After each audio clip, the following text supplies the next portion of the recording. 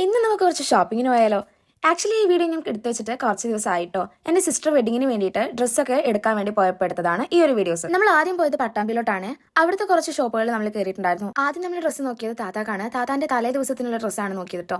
പക്ഷെ ആൾക്ക് heavy dresses ഒട്ടും ഇഷ്ടമില്ലാത്ത കാരണം കൊണ്ട് ഡ്രസ്സൊന്നും അങ്ങനെ ഇഷ്ടപ്പെടുന്നുണ്ടായിരുന്നില്ല.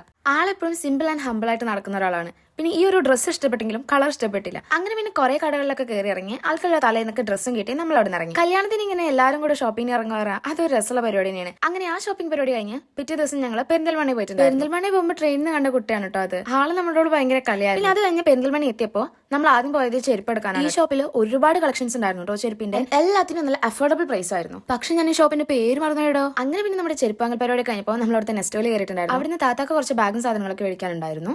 ആൻഡ് അവിടെ ഒരു ബാഗ് കണ്ടപ്പോൾ ഞാനും ചുമ്മാ ഒന്ന് വെച്ച് നോക്കി. പക്ഷെ എനിക്കത് ഇഷ്ടപ്പെടാത്തതുകൊണ്ട് അത് ഞാൻ എടുത്തില്ല.